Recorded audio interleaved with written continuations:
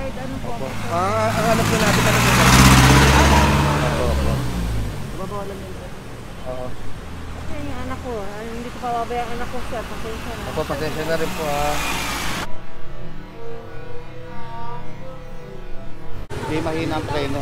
Layo-layo pala, pinaito kita, hindi ka nagminat. Hindi ako nakapag-preno. Kaya nga, hindi ka talaga nagpreno. Lilipan na lang kasi siguro nag-o-opera lang sa taas. Meron po.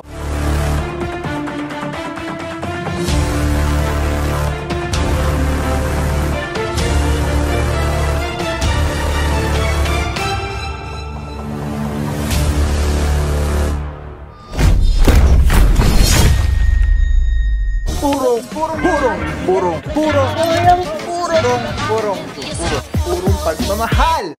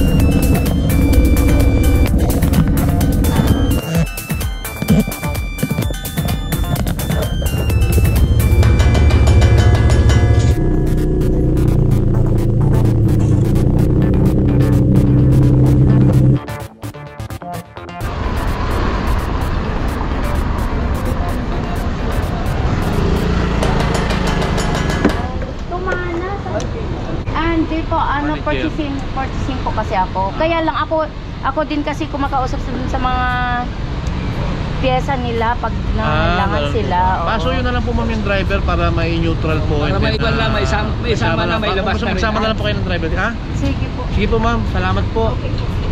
Alright mga puro, dito naman kasama natin Officer Calebag, Officer Arugay at Officer Galvez sa MMDA Seated 1. Meron tayong naabutan dito, Hilux pick-up. At sa kabila naman mukhang na hindi wala. So yun mga puro, mukhang naurasan na ba to, boss? Yes sir. Good morning po Officer Calebag, saludo bossing. Boss, ano sitwasyon na dito boss? Bali ito, inaabot natin dito kanina, lumabas yung driver, kaya lang may dalang susi. Ayaw niya magpa-ticket, tatawag daw si ibang driver. Hanggang ngayon, inabot ng 5 minutes eh. Yung isa, natikitan ko na ito. Hindi na bumalik yung driver, kaya kinausap ko na lang yung pinaka-liaison officer nila na palutangin na lang yung driver para may neutral natin sa camera, makuha na natin. Alright. Thank you so much po Officer Calebag. Saludo mga bossing, DTMD maboy po kayo.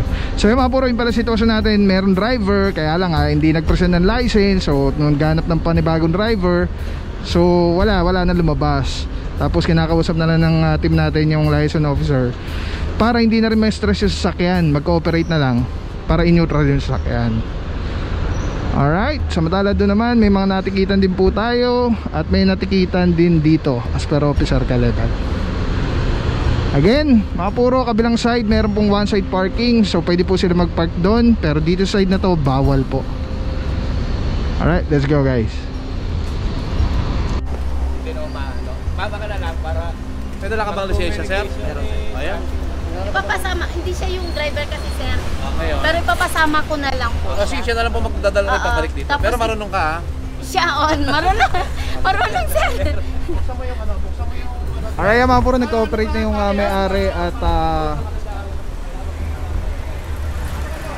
mag-cooperate na lang, sasama si bossing. Ang magdadrive po niyan is yung towing personnel. Tapos diretso tumana Marikina. Yes ma'am, kayo, trabaho lang din po tayo, no? Tawag ka na lang para may Gcash agad Bigyan nyo na lang ng cash. Ralios. Alright, sama na lang po, cooperating naman si madam. Yes, tumana Marikina na po ito. Pasensya na. sa kabila na lang po kayo kasi may allowed naman po yung parking sa kabila. One side parking doon yun. Sige, sir. Opo. Laki na ito, laki parking. Meron sir doon sa Limbaga yung parkingan, kaya lang ayaw sa office niya. hindi naman po. Yung nagdala nito, pumunta kasi agad ng Pampanga dahil maaga sila. Hindi naman niya nilipat. Singilin natin yung main dala na ito. Thank you, sir. Okay po. Thank you, sir. Alright, cooperating mga puro. Okay na ha? Totoo na po ito. Kaya sarili mo, makiatong ka. Let's go guys, purong pagmamahal.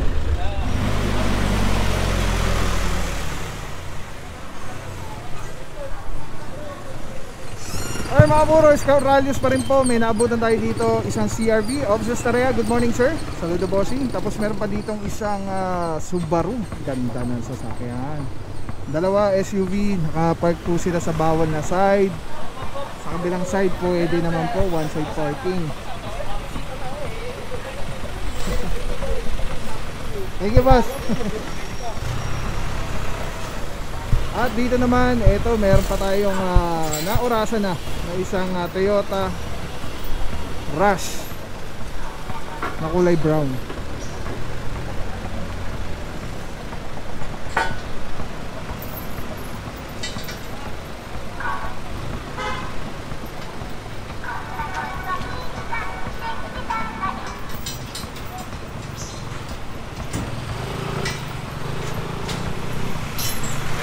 Nandito ako sa piano. Ano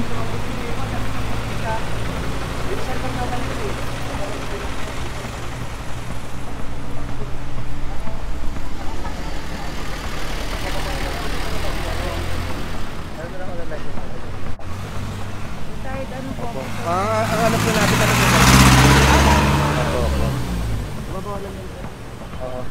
Kasi yung anak ko, hindi ko pababayaan anak ko sir. Pasensya na rin po ha. Ano ito? Magbabayad pa ba ako? Po? Magbabayad pa ba ako? Kasi hindi ko alam na Opo, meron po kasi tayo one side parking. Ito po yung ating yan yung sided part of the point. side na parking. Ngayon ito po ba? Bago lang na siya. Pasensya na po ha. Pasensya po. Anong gagawin ko dyan sir? Pasensya po. Okay mga puro, nagbigay na po ng driver's license. Titikita na lang po. Again, paalala, ay no, laki yun, no parking. Hindi ko alam kung ano mahirap intindihin dito. Tapos dito naman ay hinihila na currently itong isa.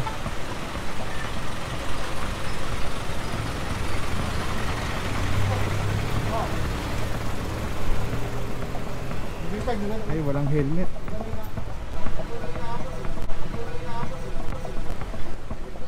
Ayaw huminto.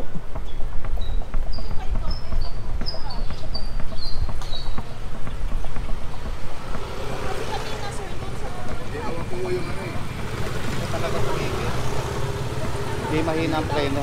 Layo-layo pala, pinahitukitan, hindi ka nagminat. Hindi ako nakapag-preno ngayon sir. Kaya nga, hindi ka talaga nagpreno. Wala ka intensyon na preno.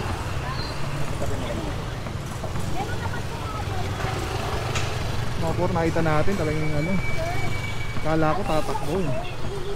Kasi nag-oopera lang sa taas. Meron pong enforcer doon. Opo. Lumabas naman po kami kaagad. Meron pong enforcer doon na may kasama po ako doon. Sino po ang pwede namin pakiusap? Sino po enforcer na nag-ano po doon sa sasakyan?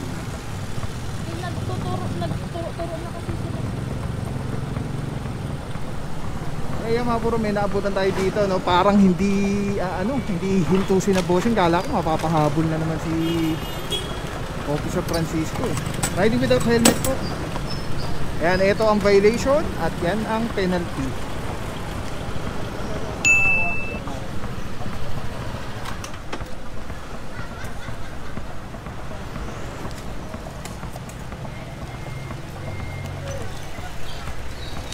Walang helmet pala yun.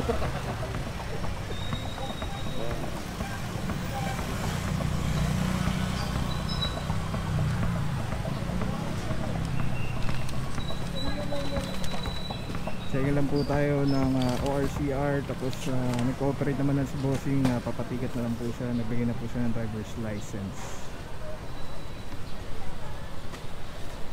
Ayun.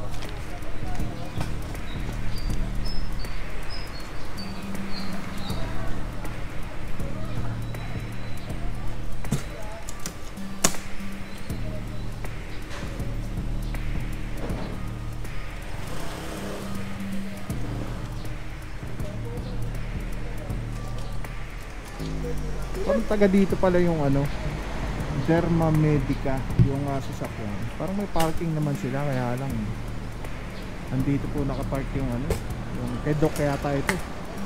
Sabi ni Madam, may doktora daw, may maoperahan.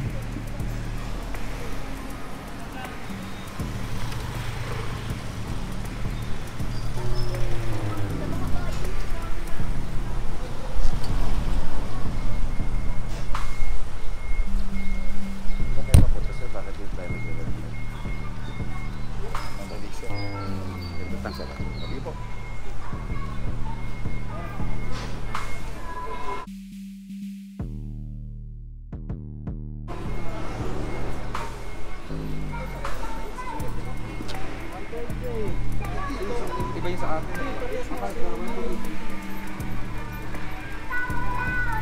Dito yun yung kay doktora daw po, yung kay Madam.